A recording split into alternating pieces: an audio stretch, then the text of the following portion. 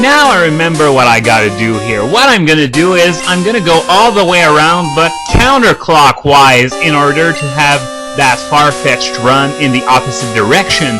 Because if I just keep on following it wherever it goes clockwise, and is there anything there? Not in this way, no, not here either. I wonder what that's there for if there's nothing to hide. So yeah, if I went clockwise, I would just be running after it forever. Whereas if I go counterclockwise, I'm actually gonna lure it right back to the guy near the Celebi Shrine. And once that's done, I am going to go on a little backtracking session, because that's how I'm going to obtain the Cut HM. And there are quite a few things to do with the Cut HM, a few items to get. There's one on Route 32, there's one in Violet City, there's also a trainer who wants a rematch on Route 30, and the Togepi should be hashing anytime now, so I also have to show it to Professor Elm. Now don't worry, once I have shown it to Professor Elm, I'm not going to show you the backtracking all the way back to the Ilex Forest. I'm just going to magically teleport from New Bark Town to the entrance to the forest.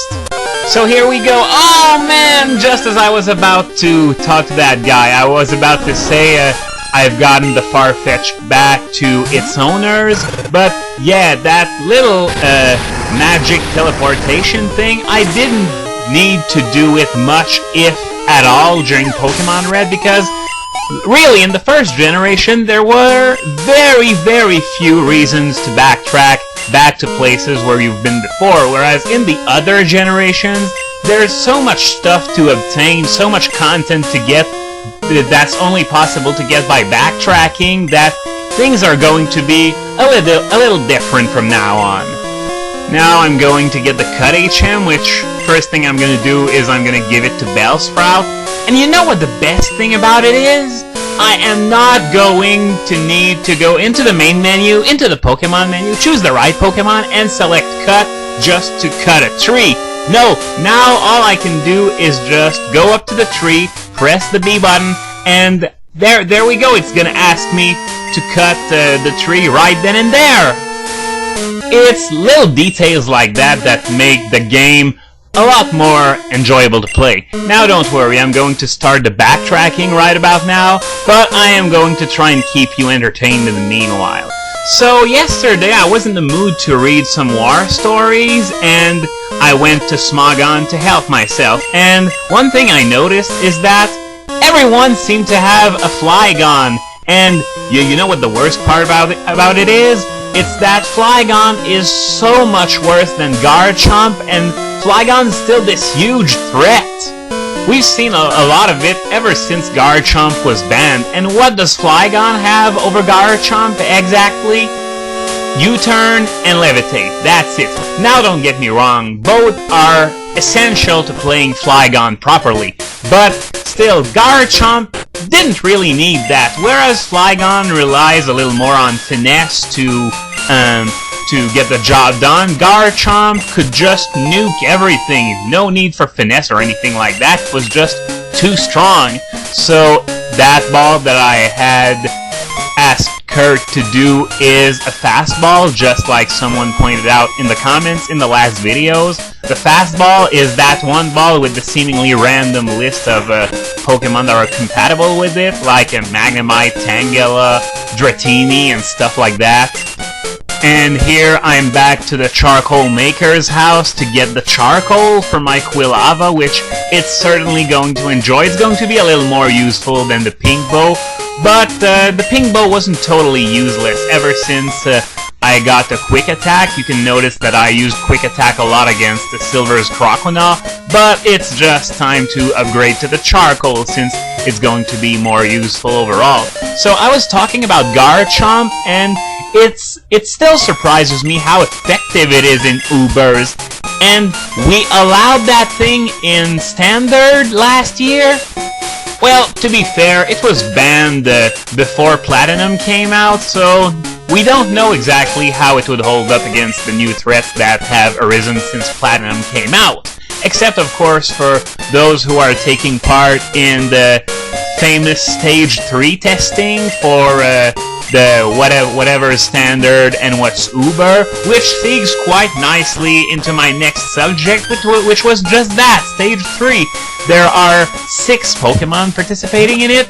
There's Shaman Sky form, there's Garchomp, Latias, Latios, there is also Deoxys's Emerald form, and the last one is Manaphy. Now, I think a lot of people agree with me when I say that this is a mess. Not a mess in the sense of how it's being done, because everyone knew this was going to be done and how when this thing started. The way it's going to be a mess is when it's going to come to the voting. I and a lot of other people on Smogon, I've checked, a lot of people think that, you know, because we're gonna be voting on 6 suspects at the same time. So we're gonna see stuff like, for example, if Latias and Latios are allowed, then accept Garchomp, else don't allow any of them. And let's not forget the fact that the other 3 are going to play into each other's usefulness, creating an even bigger mess. Now what I predict will happen is this, and I'm using this scenario just for the sake of example. People are gonna say, Sky Shaman's okay, let it in standard, same for Manaphy, Emerald Deoxys is too strong, throw it back in Ubers, and then they're going to repeat the testing with just the other 3 until eventually a consensus is reached. Though I don't know if they'll allow Stage 3 to take 2 rounds of voting instead of just 1. That's oh, here's the Togepi egg that's hatching. Well, I've got a few things to say about Togepi, to be honest, but I'm going to save them until later, because right now I'm talking about Stage 3, and I don't feel like interrupting that for some Togepi talk. Now, as I was about to say, it's gonna be the job of whoever is organizing the voting. I think that would be the Smogon admins, unless I'm wrong. It's their job to determine whether Stage 3 can last for more than just 1 round of voting. And suddenly, I am very glad that I have nothing to do with that kind of decision-making, because this whole thing is a Rubik's Cube that is well beyond my skill level.